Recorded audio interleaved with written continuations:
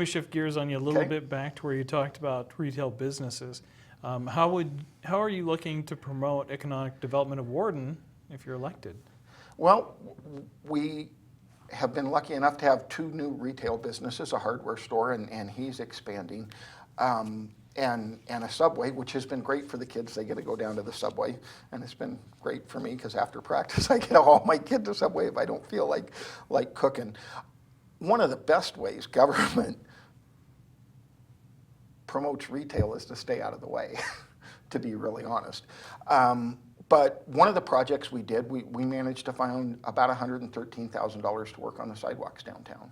Now, a lot of people don't understand that sidewalks are actually owned by the businesses or the homeowners. They're not the cities, and if there's a problem, that those people need to take care of that. By finding that grant, we were able to take care of some of our worst sidewalks, and that's money that retailers didn't have to spend. So every little bit you can do helps, and certainly, buying local helps. Sounds good. You talk about sidewalks. In some of the cities, that involves code enforcement, which is almost near law enforcement, but it has different issues. How is Warden doing with the public interaction with code enforcement, and is there some way to improve it that you can see? We only have a half-time code enforcement guy. That's all we can afford right now. And really, the concentration of code enforcement, the most complaints we got were about dogs. So we did a few things there. About 3 years ago, we probably only had about a dozen dogs licensed in Warden. As of yesterday at City Council meeting, we had 125 dogs licensed. And more people are starting to keep their dogs on a leash. And the thing we did to start that was 2 years ago, we had a dog fair.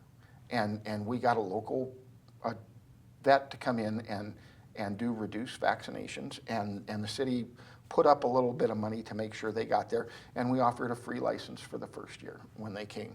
This year we weren't offering a free license, but the vet came, which again, some of my people walk, it's not conducive to haul a pet to Moses Lake. So that's not only helped in the code enforcement part, but it's also helped for the animals, to be honest, because now they're getting vaccinated. We're sure that we're up on rabies vaccines, and we've still got some ways to go there. The other hard part about code enforcement is it's a balancing act. And I try to say, you have to peel it almost like an onion. You can't go here and go there. And that's one of the things we're working to strive on, is that if we peel a layer off the onion, we peel the whole layer. And that way it seems to be fairer. And we've had to abate some cars blocking traffic, and that was a little bit of an uproar. But generally, I think if you try to peel that whole layer, people see it as fair. But it is a balancing act, especially when you get to abatement, because 9 times out of 10, the folks you're abating couldn't afford to clean up their property anyway.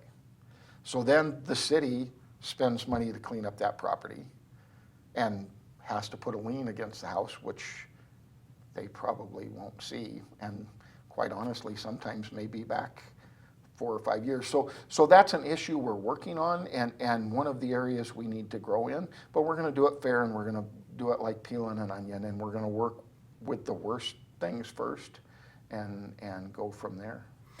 You talked a little bit about some of the infrastructure. Do you have a priority for what you'd like to see improved first, second, maybe even third? Well, our wastewater treatment plant is up and running. We are going out to bid on well 9, so that will get our wells done. We do need to get an east-west pipeline to kind of equal out the pressure and not send all that water straight to the processors. So that's gonna be our next priority. We did manage to get a site for well 10. I don't think we're gonna need it. I think water-wise, basically, we're good to take care of the citizens we have and for economic growth in the future. Excuse me. One of the things we've really been working on, and I never dreamt it would have taken me 4 years, is our industrial wastewater system and the contractor that handles that and the industrial users. And I mean, anybody from Warden will tell you there's some nights that it's not too pleasant an an odor in Warden.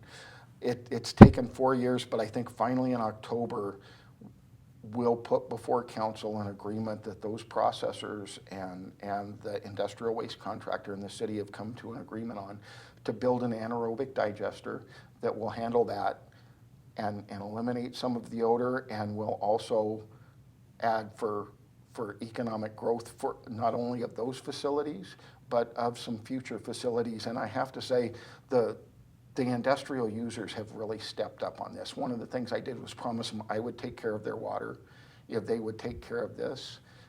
And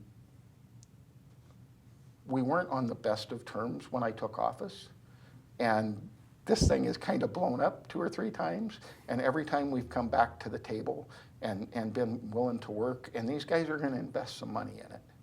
And they're not, I mean, that always comes out of your overhead, but they have stepped up and become an important part of the community by doing that. And hopefully within 2 to 3 years, they'll get that digester built and Warden's aroma will go away. So that's a priority. And then after that, I really want to jump onto streets and sidewalks.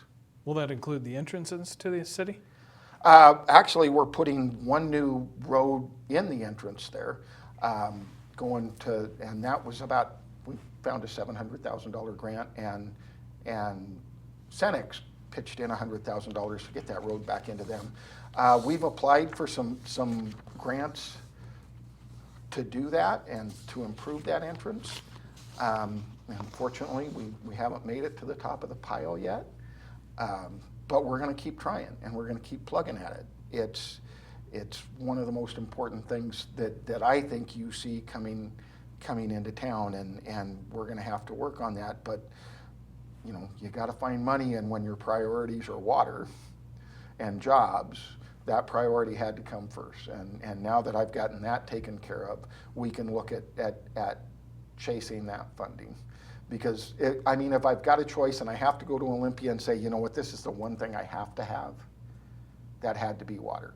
Now, hopefully, we have that taken care of, and the next time I go back to Olympia and I say, this is the one thing I have to have, it'll be that entrance. And they're not only to make it look better, but there's a lot of those folks that walk to that factory. And that I don't like, when I go to work in the morning, I see those folks walking along that road, and there's no curbs and no gutters and no sidewalks, and that really needs to be there.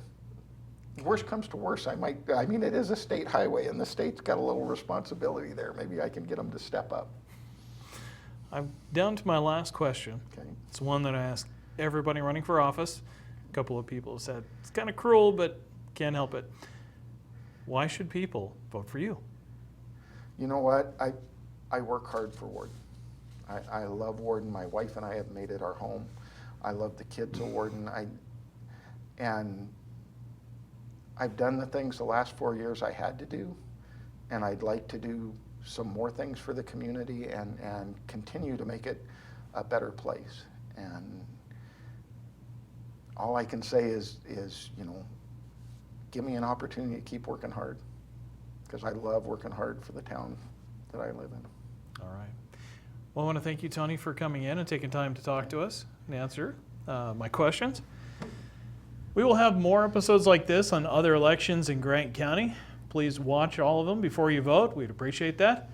For iFiber 1 News, I'm Bill Stevenson.